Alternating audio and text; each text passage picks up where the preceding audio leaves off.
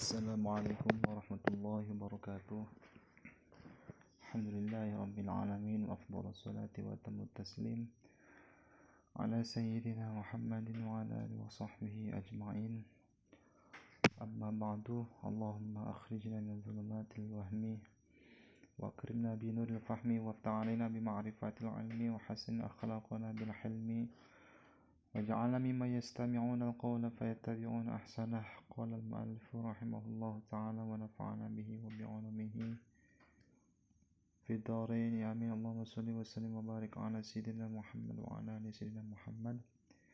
Bismillahirrahmanirrahim. Dalam pembahasan sebelumnya kita sudah sedikit membahas terkait pujian-pujian Abu Thalib kepada Kangjeng Nabi sallallahu alaihi wasallam.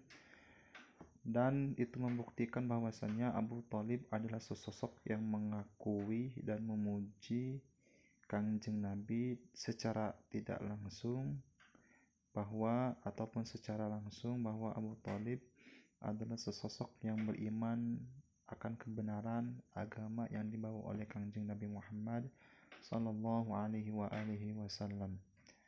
Nah, kemudian yang keempat, bukti terkait tentang argumentasi atau bisa dibilang penjelasan keterangan terkait tentang bahwa Abu Thalib adalah sosok yang beriman kepada Kangjeng Nabi Muhammad sallallahu alaihi wasallam adalah amul huzni, tahun kesedihan. Wa qad hazina Nabi sallallahu alaihi wasallam, dan sungguh Kangjeng Nabi itu telah bersedih ala mauti ammihi, ya, karena kematian pamannya yaitu Abi Thalib. Begitupun wa zaujatihi Khadijah, istrinya yang bernama Khadijah, fi sanatil asyirati, pada tahun ke-10 ba'il bi'atsati, untuk dibangkitkan. Ya, artinya ya, Kangjeng Nabi itu sangat merasa bersedih ketika pamannya Abu Thalib itu meninggal, begitupun istrinya pada tahun 10 Hijriah setelah Kangjeng Nabi diutus menjadi Rasul. Nah, bahkan wasumiyya dalika al-amu amal huzni. Nah, bahkan tahun itu, tahun wafatnya Abu Thalib dan Sayyidah Khadijah, itu dinamakan tahun kesedihan. Kemudian waqala Hakim fil Mustadraki, jadi Imam Hakim dalam kitab Mustadrak yang berkata, watawataratil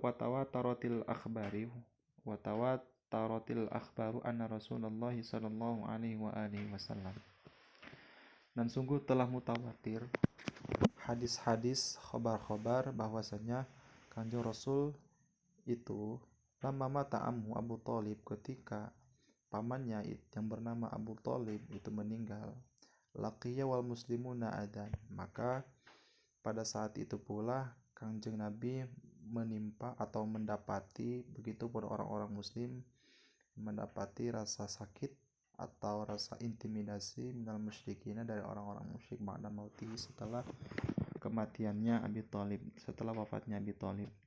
Jadi ketika saat Kanjeng Rasul itu masih dalam pengawasan Abu Thalib, selalu Kanjeng Rasul dibela, ditolong, dijaga, bahkan menjadi garda terdepan untuk membela keponakannya yaitu Kanjeng Rasul. Ya, tapi setelah wafatnya Abu Thalib, maka disitulah orang-orang kafir Quraisy berani untuk menyerang Kanjeng Rasul, begitupun orang-orang muslim yang lain. Walamma ra'a Rasulullah sallallahu alaihi wasallam Quraisyan tahajjamu ala adiyatih. Nah, kemudian ketika Kanjeng Rasul yang melihat Quraisy, maka mereka menyerang untuk menyakiti Nabi. Kemudian Nabi berkata, ya ammu ma asmawa ma wajadtu faqadak, yang betapa cepatnya aku kehilanganmu. Ya, artinya ketika Kanjeng Rasul melihat kafir Quraisy yang mana mereka itu menyerang Kanjeng Rasul, ya, Kanjeng Rasul bersedih, ya, seraya berkata, wahai paman, betapa cepatnya aku kehilangannya. Artinya tidak ada orang yang secara syariat menolong, membela Kanjeng Rasul, dakwahnya Kanjeng Rasul sallallahu alaihi wasallam. Wa ba'da hadza kullihi naqulu, nah, setelah ini semua kami katakan, rajulun rabban nabiyya, Abu Thalib adalah sosok laki-laki yang mendidik Kanjeng Nabi sallallahu alaihi wasallam wa khafa alaihi wa nasrihi wa nasarahu wa hamahu min a'daihi.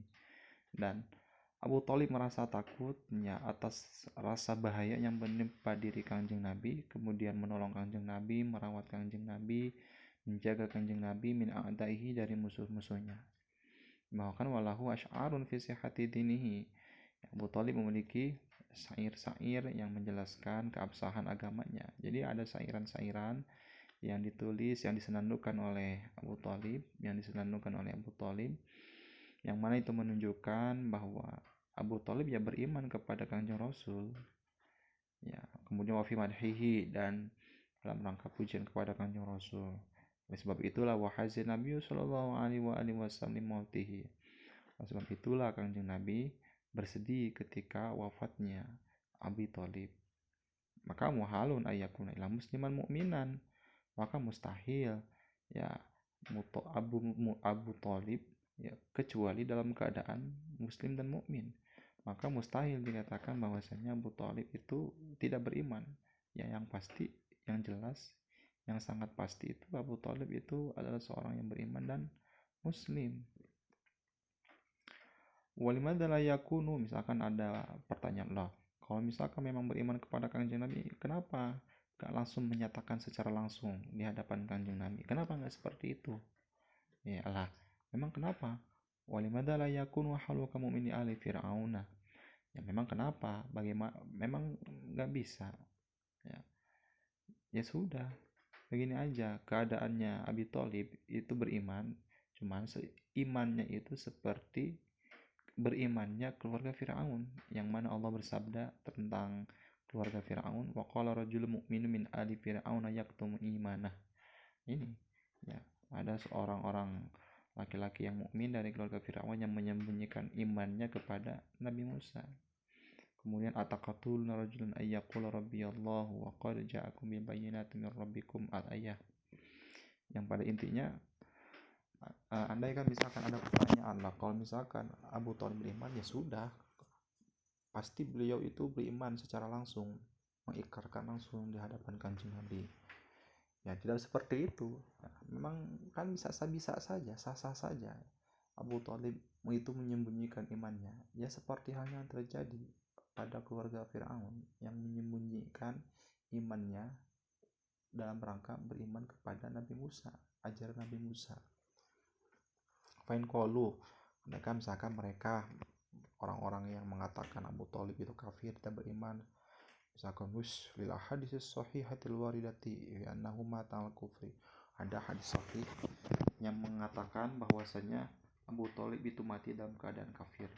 Maka kami jawab, ya, kata Syekh Zaindana, Islam tasih hadil hadisu indana, hadis ini gak sahih menurut kami, lima sanubayyinuhu insyaallah ta'ala, karena keterangannya nanti kami akan jelaskan insyaallah. Ya, karena wajah min sanil amwiyin, karena hadis yang menjelaskan terkait tentang kafirnya Abu Thalib itu buatan kaum Bani Umayyah, buat Nabi, begitupun para pengikutnya. Alladzina kanu yashtumuna sayyidina Ali, yang mana mereka itu membenci, mencaci maki Sayyidina Ali, walal baiti wa yahtaqirunahum, dan begitupun keluarga Ahlul Bait Kanjeng Nabi sallallahu alaihi wasallam, dan menghinakan mereka.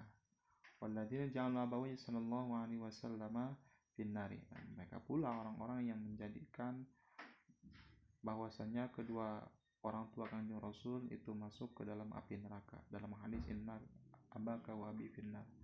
Jadi pada intinya dalam pembahasan ini Syekh Zaini Dahlan ini menegaskan bahwasanya ada banyak sekali bukti ya terkait imannya Abu Thalib, dimulai dari syairan, pujian ya pada Kanjeng Nabi, begitupun terkait kebenaran agamanya Kanjeng Nabi, begitupun bahwasannya bukti yang nanti akan dijelaskan terkait tentang hadis-hadis yang mereka anggap bahwasanya hadis itu sahih, menjelaskan bahwasanya Abu Thalib itu mati dalam keadaan kafir. Nanti kita akan sedikit membahas terkait tentang ayat-ayat yang mereka sangka bahwasannya ayat itu diturunkan kepada Abu Thalib. Ayat yang dijadikan patokan bahwasanya Abu Thalib itu mati dalam keadaan kafir. Nanti insyaallah akan dijelaskan asbabun nuzul dan sebagainya. Dzikrul ayati allati sa'amu annaha nuzilat fi Abi Thalib atau nazalat fi Abi Thalib, wallahu a'lam bissawab. Naktafi fi hadzal qadar wallahu muwaffiq ila aqwamit thariq. Wassalamu alaikum warahmatullahi wabarakatuh.